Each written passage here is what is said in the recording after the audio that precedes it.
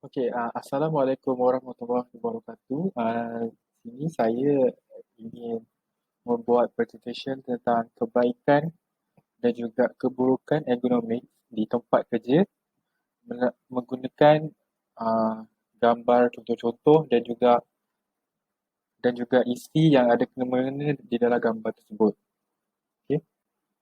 Nama saya Muhammad Amin bin Afandi. Pembukaan matrik saya 33D3 20F 2026. Dalam presentation ini, ianya ada penerangan tentang ergonomics di tempat kerja dan juga example of good ergonomic at workplace dan last sekali example of bad ergonomics at the workplace. Untuk pengenalan, ergonomic is a continuous process designed to create a high level of comfort in the workplace. A working environment which meets matches human abilities, limitations, and characteristics will lead to stress, injuries, accidents, and efficiency. Such activities ought to be theory-driven because accident theories help to identify hazardous factors in the organization and offer direction for useful arrangements. Ini adalah contoh di mana good ergonomics dan juga bad ergonomics, example by the image. Disclaimer, gambar ini adalah gambar yang ditunjukkan dalam slide ini adalah actually is my own experience at the IKEA Tebrau, which is my working past before I getting this into the polytechnic. For the first, suitable lighting at the workplace. Lighting should be sufficient with the aim that people can move around the building safely. Seperti yang puan nampak di dalam gambar ini, persekitaran pekerjaan yang amat terang akan memudahkan suatu pekerjaan oleh pekerja. Seterusnya adalah work in comfort zone.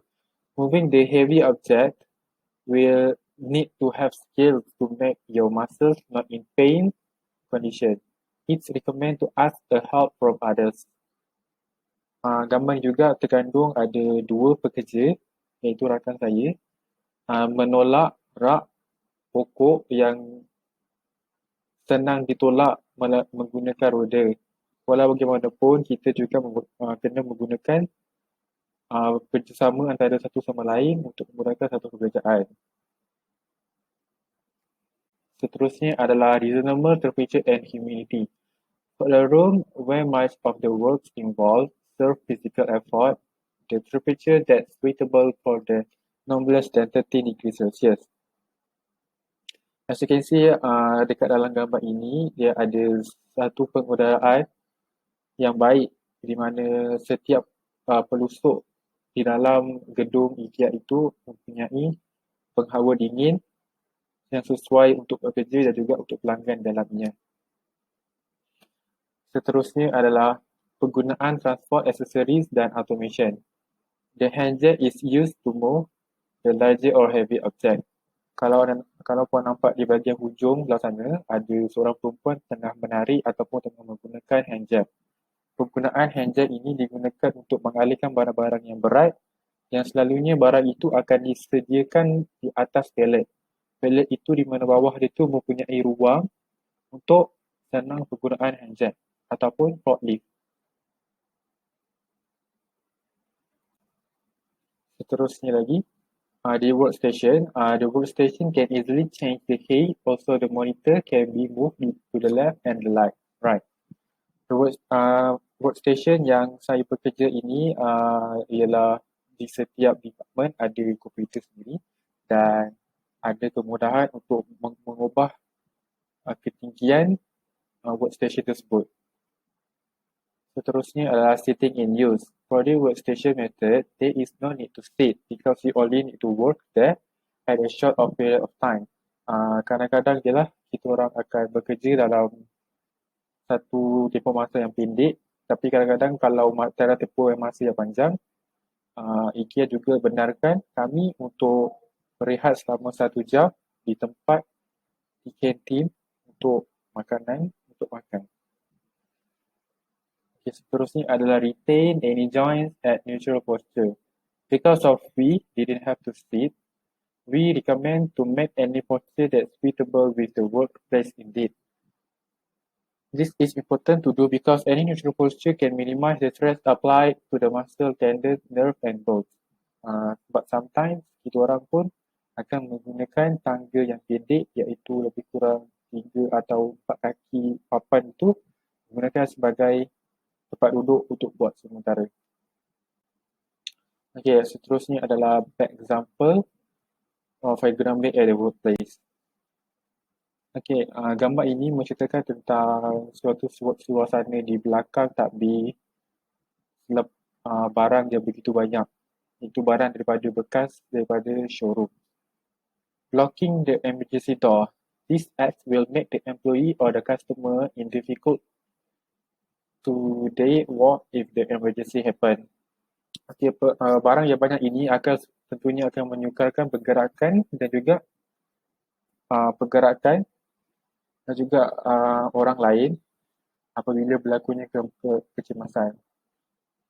Bad quality and humidity. The indoor quality could be bad because the object there is long period of time. The dust will be there and could make your health at worse. Barang ini ditinggalkan berkurang pada tempoh masa yang lama dan tentunya akan menjadi berhabuk. Oleh hal yang demikian, ianya akan membuatkan kita akan terhidu habuk-habuk itu dan juga persekitaran yang akan kotor. Dan juga last kali point adalah unsafe to work. This place is full of storage that could make any job difficult to do. Sebabkan barang banyak, jadinya persekitaran akan menjadi sukar untuk membuat pekerjaan yang lain dan juga akan mencederakan sesiapa saja jikalau barang itu tidak ditempatkan dalam keadaan yang begitu bagus dan mudah akan jatuh. Seterusnya adalah bad lighting at the workplace. This act will make the performance at the worst. We can't see anything at the proper way when doing any job in this situation. Seperti yang kita nampak dalam gambar ini, persekitaran gambar ini amat gelap dan ianya sudah tentu akan membuatkan pekerja tidak berapa nampak dan pekerjaan itu tidak akan bagus untuk dilakukan dan akan membahayakan.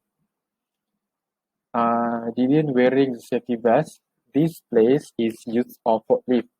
They can't see anybody properly when they didn't wearing safety vest. The safety vest will make you visible because the color of the vest will be at the brightest when the light at the forklift will be at her. So maksudnya kalau cahaya itu dipantulkan ke arah mereka yang pakai safety vest, mereka akan lebih nampak dan lebih notice. Dan itu akan menyebabkan mereka akan menjadi lebih berhati-hati apabila ternampak mereka yang memakai safety vest. Kalau tak pakai safety vest, ianya akan membahayakan diri sendiri. Seterusnya, the undone work. The undone work could make other persons who could need the hand jack, warna kuningnya hand jack, but they can't use it because it doesn't store it properly. Pekerjaan yang tidak habis dibuat seterusnya akan menyusahkan pekerja lain untuk bekerja. Seterusnya adalah bad sitting posture. This can lead to discomfort and inefficiency. So mereka perlukan untuk duduk dekat proper chair. Long exposure with the bad sitting could make your body, bone and muscle hurt. Sebab itulah kita perlu memerlukan proper chair yang sesuai untuk jenis pekerjaan. Okay, thank you for listening. Bye.